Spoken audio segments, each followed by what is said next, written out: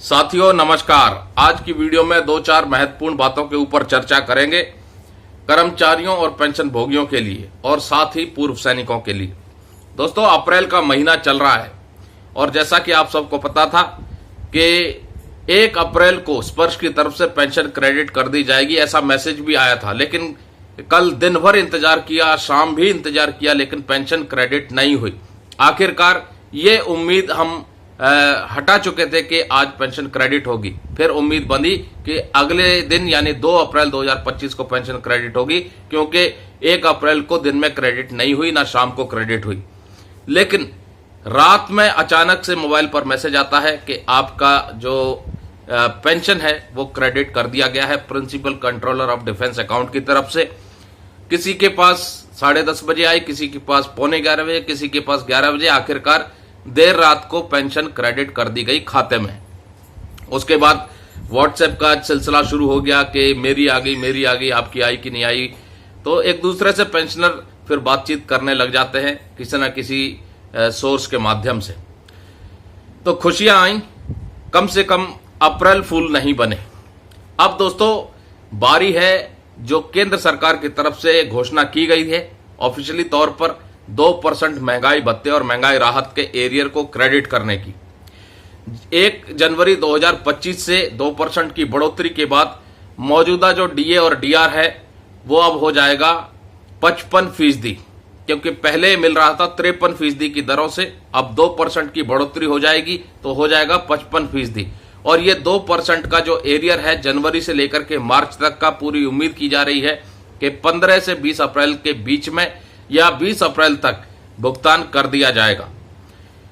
दूसरा दोस्तों, अप्रैल का महीना चल रहा है, कई और महत्वपूर्ण चीजें भी शुरू हो जाएंगी। जैसा कि आप सबको पता है 1 अप्रैल से वित्तीय वर्ष शुरू हो जाता है नया वाला, और 1 अप्रैल से ही नया एकेडमिक ईयर भी शुरू हो जाता है। तो पिछले साल का जो financial assistance for children education जो एप्लीकेशन है वो पेंशनरों के लिए खुल जाएंगी 1 अप्रैल से। यानी कि पिछले साल के एकेडमिक ईयर के लिए आप जो असिस्टेंस मिलता है 1,000 रुपए प्रति बच्चे के ऊपर पर महीने के हिसाब से, साल का 12,000, 2 बच्चे हैं तो 24,000। तो वो केएसबी की ऑनलाइन पोर्टल पर जाकर के अप्लाई कर सकते हैं। दूसरा, जो सर्विस में है वो सीईए का क्लेम अब कर सकते हैं। कर्मचारियों के लिए 27,000 रुपए प्रति बच्चे और पेंशनरों के लिए 12,000 रुपए प्रति बच्चे के हिसाब से साल का मिलता है। और जिनका पिछले एकेडमिक ईयर का एप्लीकेशन लगा हुआ था उसका भुगतान केएसबी की तरफ से किया जा रहा है। और मार्च महीने में काफी पेंशनरों का भुगतान कर दिया गया है। अगर आपका पैसा नहीं आया, आपने एप्लीकेशन लगा रखी है, तो आप ऑनलाइन पोर्टल पर जाकर के स्क्रीनशॉट लीजिए और सीपी ग्राम के थ्रू आप कंप्लेंट डालिए ताकि आपका भी जो पैसा है वो आ जाए। दूसरा दोस्तों, अप्रैल का महीना और भी ज्यादा इंपॉर्टेंट है, क्योंकि मीडिया में काफी खबरें चली थी कि जो सरकार ने 8वें वेतन आयोग के गठन को मंजूरी दी है उसका गठन अप्रैल माह में होने की संभावना व्यक्त की जा रही थी। तो उम्मीद पूरी की जा रही है कि अप्रैल महीने के अंदर ही 8वें वेतन आयोग के गठन की प्रक्रिया शुरू हो जाएगी और केंद्र सरकार के कर्मचारियों और पेंशन भोगियों के सैलरी स्ट्रक्चर में बदलाव के लिए पे कमीशन अपना काम करना शुरू कर देगा। बीते कुछ महीनों में मीडिया में जो खबरें चली थी फिटमेंट फैक्टर को लेकर के, वो तस्वीर अभी भी साफ नहीं है, क्योंकि अभी तक पे कमीशन ने अपनी सिफारिशों को तैयार नहीं किया है। उम्मीद है कि फिटमेंट फैक्टर 2.86 कम से कम तो होना चाहिए, उससे ज्यादा हो जाए तो और भी अच्छी बात है, सोने पे सुहागा हो जाएगा। अब देखना यह है कि पे कमीशन किस फिटमेंट फैक्टर को फाइनलाइज करता है और क्या सरकार उसको फिर बाद में चल करके अप्रूव करती है या नहीं।